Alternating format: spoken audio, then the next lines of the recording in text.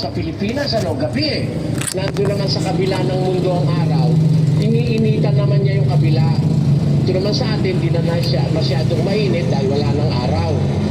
Eh ngayon, bukas naman, ito na naman atin ang aarawan para wag tayong magyelo. Yun ho, nagmamantinin ng temperatura, yung pag-ikot-ikot natin ganun sa araw. Namamantin yan, temperatura ng mundo. Alam po yan ng mga nag-aral ng siyensya. Eh, pagka ho dumating yung masyado ng mainit ang mundo, eh kahit umiikot pa mundo, eh mainit na talaga. Ano pa ang gagawa mo? Diba? Napakainit na. Eh, umpisa lang matutunaw yung mga yelo sa mga polar caps ng mundo. At meron hong kasunod yan ng mga pangyayari. Kaya sabi ko sa inyo, nasa critical na po tayong panahon ng mundo. Dapat siguro maging watchful tayo, maging cautious tayo of what is the next thing to happen. Meron ho kasing darating na mga events na hindi natin maiiwasan mga kababayan, at yan ang tanong ng ating kapatid ngayong gabi. Ano ang mga tanda na mababasa natin sa Biblia? At sino ang makakaunawa ng mga tandang ito?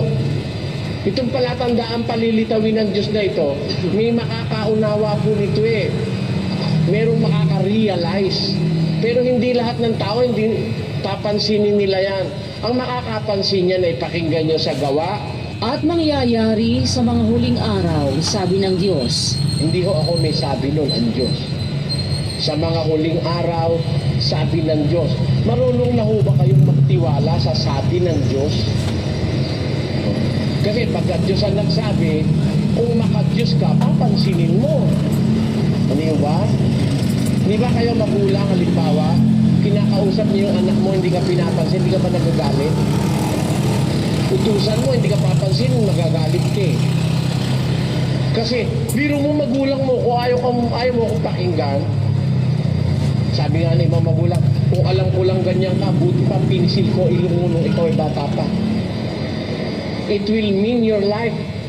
Kung kaya lang ng magulang mo, patayin ka, papatayin ka sa galit. Pag hindi mo pinakikinggan ang boses niya. Eh ang Diyos, may boses na dapat natin pakinggan eh. We must take heed to the counsels of the Lord. Dapat ating alamin yun eh. Dapat nating pansinin mabuti. Ito sabi ng Panginoon ito. Kaya lang hindi lahat makakaintindi nito eh. Pakinggan nyo, uulitin natin saka natin ituloy. At mangyayari sa mga huling araw, sabi ng Diyos, na ibubuhos ko ang aking espiritu. Sabi ng Diyos, sa mga huling araw, ibubuhos ko ang aking espiritu. Sa pagmamahal niya sa mga tao, ibubuhos niya ang kanyang espiritu. There will be an outpouring of the Spirit of God. Hindi ho basta lang bibigyan niya ng espiritu ang isang tao, kundi bubuhusan niya. Ewan ko kung nare-realize yung kahulugan ng bubuhusan.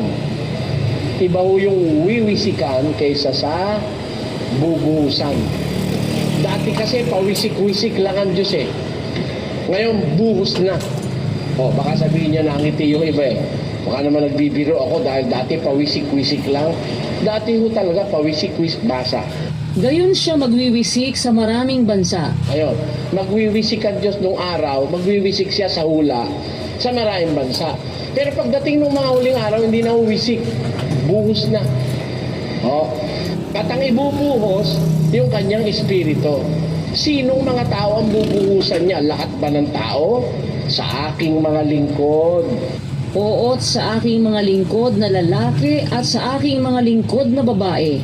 Sa mga araw na yaon. Sabi ng Panginoon, sa aking mga lingkod na lalaki, sa aking mga lingkod na babae, sa araw na yaon. Lahat ho ba ng tao bubuhusan ng Diyos na Espiritu? Hindi. Yung naglilingkod lang sa Diyos. Kaya yung naglilingkod lang sa Diyos, ang makakaunawa nung kanyang ibubuhos na yon. Sila lang ang makakapansin nun, and they will be the one to be aware, greatly aware of what is to come next. Kasi sila ang bubuhusan ng Diyos ng Espiritu.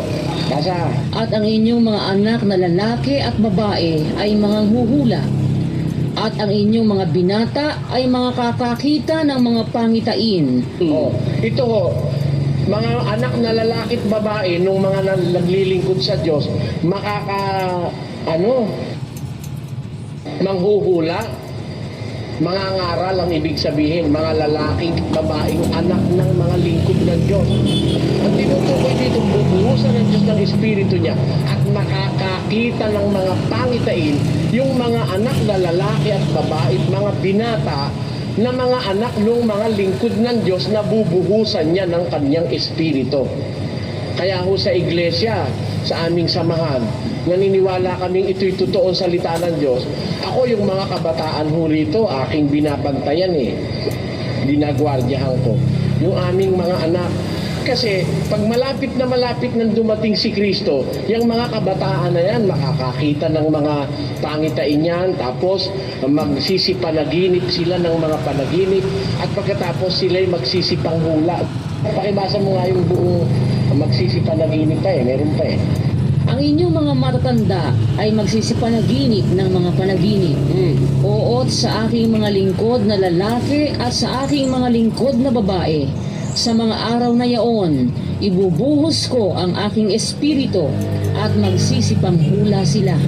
At magpapakita ako ng mga kababalaghan sa langit. Tandaan nyo, magpapakita ako, sabi ng Diyos, ng mga kababalaghan sa langit. Ito, specific ito sabi ng Biblia. Magpapakita ako, sabi ng Diyos, ng mga tanda ng kababalaghan sa langit. Ang Diyos ang magpapakita. Makakakita ka sa langit. Maghintay ho kayo. Pero niyan, kasi dito sa amin ho, nakakakita na yung mga kapatid namin May saksi pa nga Nung minsan si Kaato dun sa kabilang balkona nakita niya pagkalaki-laking ilaw na parang buwan. Hindi naman buwan dahil yun ang buwan nandun. Mas maliwanag pa sa buwan. Kinilabutan ako, Bradley. Yung konti, hindi ako kumikibo nung makita ko. Yung palang aking misis, nandun naman sa may likuran ko, sa may bintana, nakikita niya rin pala yung nakikita ko. Tapos yung anak nilang magbibinatilyo, nandun naman sa kabilang bintana, nakikita rin yung nakita ng kapatid na Jesus Tobias. Isa ho sa ating mga manggagawa dito sa samahang ito.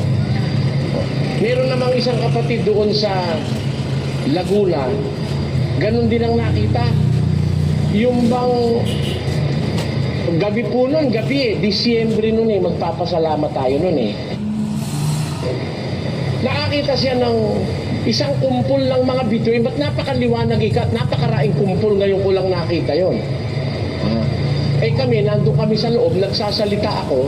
Kung nakatingala siyang ganon, yung mga kapatid na katabi niya, nagtingalaan din, nakita rin nila.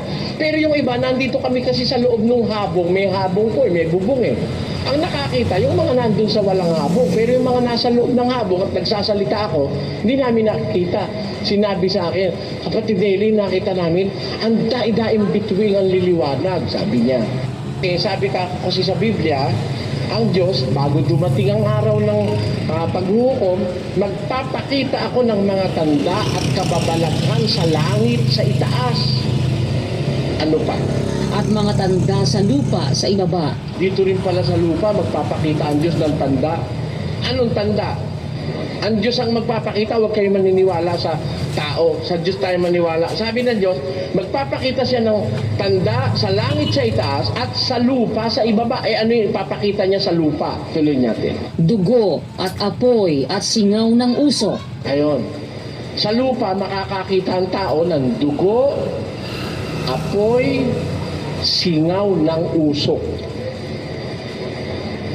Dugo, apoy, singaw ng usok.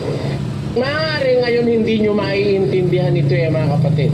Pero kung conscious kayo at meron na kayong naisip nyo na, natandaan nyo na, sa ibang mga araw, sabihin ninyo sinungaling ako pag hindi nyo nakita ito. Sa lupa, magkakaroon ng singaw ng usok. Siguro poisonous pa yun Diba? Kasi kung minsan pag nabitak yung lupa, Minsan po kasi lumindol sa Nueva Ecija, sabi ng isang kapatid, nung mapitak yung lupa, nakaamoy siya ng isang amoy na masamang amoy, parang chemical, may parang usok na lumabas. Mangyayari yun sabi ng Biblia, apoy, singaw, at dugo. Singaw ng usok. Apoy, dugo, singaw ng usok. Makikita po yan. Tuloy. Ang araw ay magiging kadiliman. Meron pang isa. Makikita ng mga lingkod ng Diyos na ang araw magiging kadiliman. At ang buwan ay dugo. Ang buwan magiging parang dugo, mapula.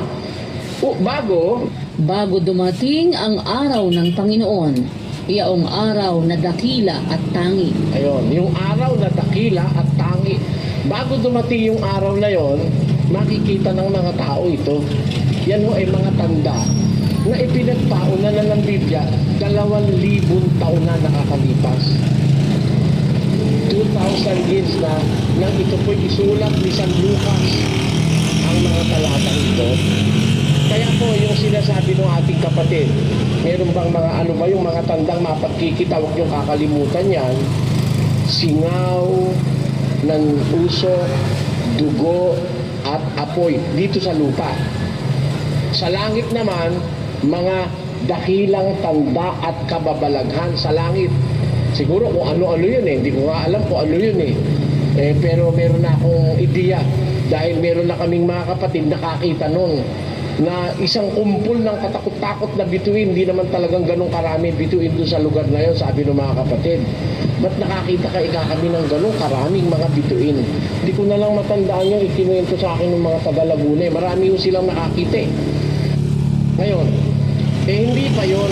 Kapagkat marami yan siyempre, noticeable yan pag ang Diyos ang nagpakita, noticeable talaga yan.